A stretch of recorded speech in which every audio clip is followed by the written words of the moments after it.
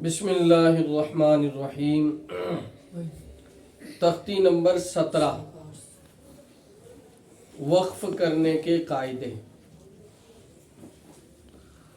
तख्ती नंबर 17 के अंदर वक्फ के कवायद को बयान किया गया है।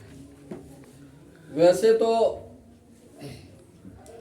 वक्फ का बहुत बड़ा बयान है, बहुत लंबी चौड़ी उसकी तफसील है, समझे नहीं। पहले वक्फ की 4 किस्में हैं: वक्फ ताम, वक्फ काफ़ी, वक्फ हसन, वक्फ कबीह। फिर आगे से उसकी और 3 सूरतें निकलती हैं: वक्फ बिल इश्माम, वक्फ बिल रोम और वक्फ बिल इसकान। ये सारी सूरतें निकलती हैं वक्फ की। फिर बड़ा लंबा चौड़ा इसका बयान है। लेकिन चूँकि कायदा नूरानी में ना तो उस सारे के सारे बयान को अपनी मेमोरी में महफूज करने के लिए बच्चों की इतनी सलाहियत होती है, और न ही यहाँ उसका मौका है। यहाँ वक्फ के जो छोटे छोटे कवायद जो आमतन यानी कुरान में पेश आते हैं, वो 3 कायदे बयान किए हैं। यहाँ पर वक्फ के कितने कायदे बयान होंगे? 3 कायदे। पहला कायदा वक्फ का ये बयान होगा कि ज़बर ज़ेर पेश, 2 ज़ेर 2 पेश पर कैसे वक्फ करना है। नंबर एक क्या कायदा है? ज़बर ज़ेर पेश यानी 3 हरकत और तनवीन में से 2 ज़ेर और 2 पेश पर वक्फ कैसे करेंगे। नंबर 1 इसका कायदा। दूसरे नंबर का कायदा ये होगा कि 2 ज़बर पर कैसे वक्फ करेंगे। और तीसरे नंबर का कायदा ये है कि गोल ता पर अगर वक्फ करना हो तो वहां कैसे वक्फ करेंगे। सिर्फ ये 3 कवायद यहां पर बयान किए गए। यहां पर इन्होंने लिखा है कि ऐसे गोल निशान को आयत कहते हैं। कैसे गोल निशान को आयत कहते हैं? यानी आयत के शुरू में आप आखिर में आप कुरान खोल कर देखो, आयत के आखिर में जो ऐसे गोल निशान नहीं होता, इसके अंदर हिंसे लिखे हुए होते हैं। तो असल आयत वही है। असल क्या है? आयत वही है और इसी को आयत कहते हैं। बात समझ में आई नहीं? तो वहां तो ठहरना ही है। अब वहां पर भी ठहरने के बहुत सारे जो है ना अलामतें लिखी हुई होती हैं। कहीं लाम लिखा होता है, कहीं स्वाद लिखा होता है, कहीं जीम लिखा होता है, कहीं स्वाद और लाम मिलाकर लिखा होता है। वो तफसील कुछ एक दिन मैंने बताई भी थी, और हर कुरान के आखिर में वो है भी है कि वहाँ जहाँ जीम हो तो वहाँ मसला ये होता है कि वक्फ जायज़, यानी यहाँ वक्फ करना जायज़ है। और इसी तरह जहाँ स्वाद लाम लिखा है तो यहाँ ये है कि यहाँ मिलाकर पढ़ा जाए, यानी स्वली के मिलाकर पढ़ो इसको, यानी। और वक्फ लाजिम जहाँ लिखा है तो वहाँ मतलब ये है कि यहाँ ज़रूर ठहरना है। जहाँ ला लिखा हुआ है वहाँ मतलब ये होता है कि यहाँ नहीं ठहरना, ला यानी नहीं ठहरना। ये बहुत सारी अलामतें जो हैं आयत के आखिर में होती हैं, और गोल दायरा बनाकर उसके ऊपर बाद मरतबा ये चीज़ें लिखी हुई होती हैं, कभी आयत के दरम्यान में भी होती हैं। हमने बहस इन 3 चीज़ों से यहाँ करनी है। नंबर 1 2 ज़ेर 2 पेश, ज़बर ज़ेर पेश, यानी इन पर वक्फ कैसे करना है। कहते हैं कि 2 ज़ेर 2 पेश, ज़बर ज़ेर पेश पर वक्फ करना हो तो आखिरी हरफ पर जज़म देकर सांस तोड़ दें। आखिरी हरफ पर जज़म देकर सांस तोड़ दें। ये आसान लफ्जों में कायदा है, समझे नहीं। असल यहां पर कायदा क्या है? हरफ मद के बाद सुकून असली है। हरफ मद के बाद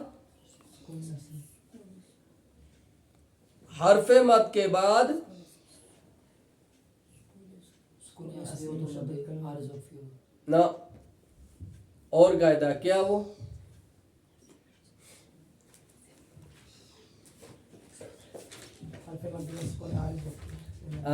ویری گڈ. حرف مد کے بعد سکون عارض وقفی ہو تو مد عارض وقفی ہوگا. اصل قاعدہ یہ ہے. لیکن چونکہ یہ ہارڈ لفظوں میں ہے, مشکل الفاظ کے اندر ہے, اب چھوٹے بچے کو آپ یہ بولو گے کہ حرف مد کے بعد سکون عارض وقفی ہو تو مد عارض وقفی ہوگا, تو شاید اس کی سمجھ میں بات نہ آوے. اس لیے آسان لفظوں میں اس طرح بات تو وہی ہے کہ دو زیر کے اوپر یا دو پیش کے اوپر یا زبر زیر پیش کے اوپر آیت کرنا ہو تو آخری حرف پر جزم دے کر سانس توڑ دیں, یا حرف مد کے بعد یعنی جیسے رحیمی, بسم اللہ الرحمن الرحیم, یہاں پر وہی ہے میم کے نیچے دیکھو ذرا, میم کے نیچے زیر ہے, حالت وقف میں میم کی زیر کو جزم سے بدل کر پڑھیں گے تو رحیمی سے رحیم. اور دوسرا جو میں نے قاعدہ بولا وہ کیا, حرف مد کے بعد سکون عارض وقفی ہو. حرف مد یہاں پر یا ہے, یا ہے نا, یا ساکن سے پہلے جیم کے نیچے زیر ہے تو یا مدہ ہو گئی نا. حرف مد کے بعد, حرف مد کے بعد سکون عارض, حرف مد کے بعد سکون کس پر ہے, میم پر. حرف مد کے بعد سکون کس پر ہے, میم پر. سکون عارض, جملے کو بات سمجھنا ذرا, سکون عارض یعنی یہ عارضی سکون ہے, اصلی سکون نہیں ہے. رحیمی اصل اس کے نیچے کیا ہے, اور بولنا یار, اصل اس کے نیچے زیر ہے, لیکن رحیمی کی جگہ جو ہم رحیم پڑھتے ہیں یہ سکون اس کے اوپر لاتے ہیں, عارض سکون ہے. اور وہ عارض کیا ہے, وقف. وہ عارض کیا ہے, وقف ہے. اگر یہاں وقف نہ کرنا ہو تو بیسک جو اس نیچے میم کے زیر ہے وہی پڑھنی ہے.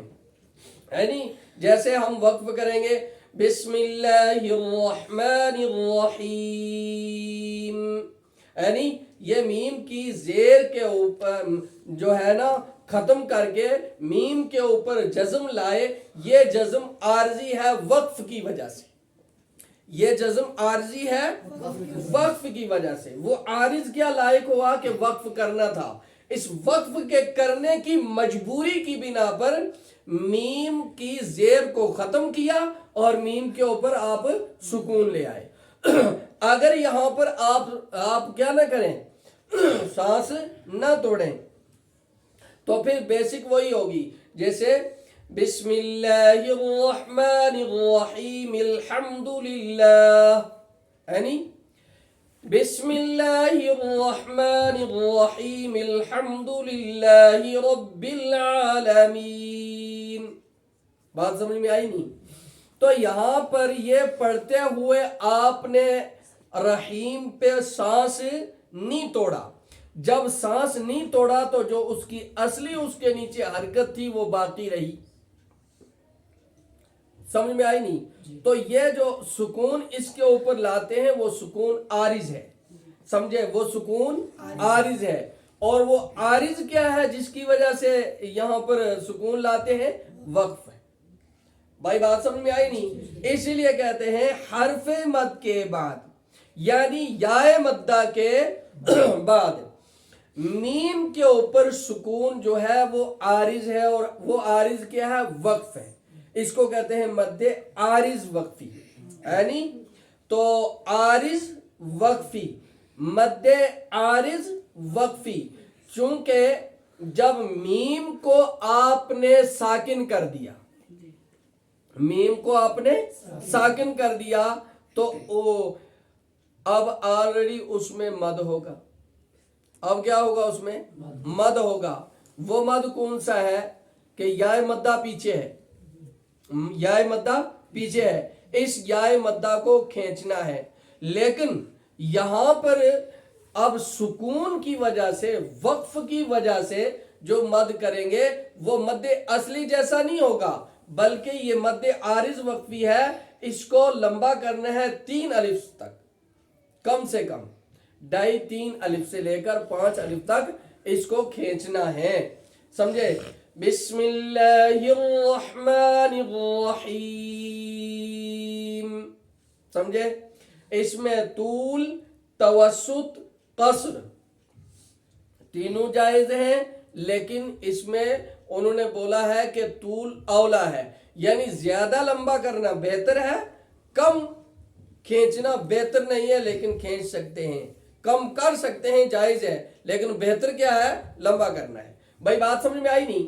तो दो जबर दो क्या कहते हैं, 2 जेर 2 पेश, 1 जबर 1 जेर 1 पेश के ऊपर वक्फ करना हो तो आखिरी हर्फ को जज्म देकर सांस तोड़ दे, जैसे रजीमी की जगह रजीम, रहीमी की जगह रहीम। ये हो गई जेर की मिसाल। अल्हम्दुलिल्लाहि रब्बिल आलमीना, अल आलमीना ये जबर की मिसाल है, तो अल आलमीना की जगह अल आलमीन। बात समझ में आई नहीं? इय्याका नअबुदु व इय्याका नस्तईनु, नून के ऊपर पेश है, ये पेश की मिसाल है। जेर की मिसाल भी आ गई, जबर की मिसाल भी आ गई, पेश की मिसाल भी आ गई। कुल हुवल्लाहु अहदुन, ये दो पेश की मिसाल है। बात समझ में आई नहीं? तो ये बात थी किसकी? पहला नंबर का कायदा, जबर जेर पेश, 2 जेर 2 पेश पर वक्फ करना हो तो बोलो आखिरी हरफ पर जज्म देकर सांस तोड़ दें। भाई बात समझ में आई? उसमें रहीमी ये किसकी मिसाल है? जेर की। अल आलमीना ये किसकी मिसाल है? जबर की। इय्याका नअबुदु व इय्याका नस्तईनु ये किसकी मिसाल है? पेश की। कुल हुवल्लाहु अहदुन ये किसकी मिसाल है? 2 पेश की। ये हो गया कायदा नंबर, बोल रहे यार, कायदा नंबर 1। नंबर 2 जबर पर वक्फ करना हो तो 1 जबर के साथ अलिफ पढ़ा जाता है। क्या लफ्ज है?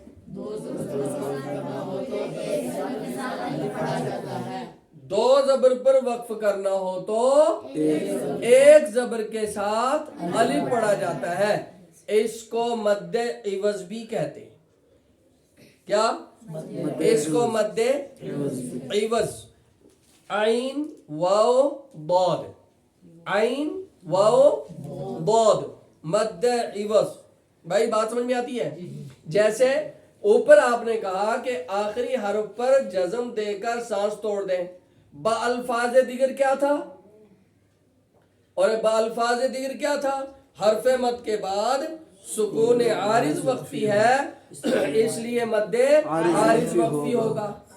समझे नहीं? इल्मी अल्फाज यही हैं, लेकिन छोटे बच्चों को समझाने के लिए वो अल्फाज हैं कौन से कि मीम के नीचे जेर है, हालत वक्फ में मीम की जेर को जज्म से बदल कर पढ़ेंगे। ये छोटे बच्चों को समझाने के लिए अल्फाज आसान किए हैं। असल जो इल्मी अल्फाज हैं, असल कायदा वही है। क्या? हरफे मद के बाद, बोलना यार, हरफे मद के बाद सुकून आरिज वक्फी है, भाई बात समझ में आई? इसी तरह 2 जबर पर वक्फ करना हो तो 1 जबर के साथ अलिफ पढ़ा जाएगा। भाई बात समझ में आई? थे कितने? युस्रन, इन्ना मअल उस्री युस्रन, इन्ना मअल उस्री युस्रन। 2 जबर थे ना, रन। तो अब अब 1 जबर को बाकी रखना है, 1 जबर को बाकी रखना है, और 1 जबर को खत्म करके उसकी जगह अलिफ लाना है। उसके इवज में बोलना यार, 1 जबर को बाकी रखना है और 1 जबर को खत्म करके उसके बदल में, उसके इवज में क्या लाना है? अलिफ लाना है। तो युसरन से युसरा, युसरन से युसरा, इन्ना मअल उस्री युसरन, इन्ना मअल उस्री युसरा, युसरा, युसरा। अब یہ دو زبر تھے، ایک زبر کو ختم کیا اور دوسرے زبر کے جس زبر کو ختم کیا اس کے بدلے میں کیا لائے؟ الف لائے۔ تو چونکہ ایک زبر کے عوض میں الف لائے ہیں نا، تو اس لیے اس کو کیا کہتے ہیں؟ مد عوض۔ کیا کہتے ہیں؟ اس کا نام کیا ہے؟ مد عوض۔ بھائی بات سمجھ میں آئی نہیں؟ بچوں کو تو یہ بات چھوٹے بچوں کو یہ بات بتانے کی ضرورت نہیں، پھر اس کی سطح سے اوپر ہو جائے گی، لیکن آپ لوگوں کو سمجھانے کے لیے یہ فائدے کے طور پر بات کہہ رہا ہوں کہ اس کا نام مد عوض ہے، سمجھے؟ دو زبر پر جہاں وقف کر کے ایک الف کے ساتھ پڑھا جاتا ہے اس کو مد عوض کہا جاتا ہے۔ بات سمجھ میں آئی؟ یہ ہو گئے قاعدے کتنے؟ دو۔ قاعدہ نمبر 3 کیا ہے؟ گول تا پر وقف کرنا ہو تو وہ ہائے ساکنہ بن جاتی ہے۔ گول تا پر وقف کرنا ہو تو وہ ہائے ساکنہ بن جاتی ہے، جیسے جاریتن سے جاریہ، جاریتن سے جاریہ، سمجھے نہیں؟ اب جاریہ، بات سمجھ میں آئی؟ جاریت نہیں بولنا ہے، سمجھے نہیں؟ آنیت ایسا نہیں بولیں گے، سمجھے؟ لاغیت ایسا نہیں بولیں گے، لاغیہ، آنیہ، سمجھے؟ جاریہ۔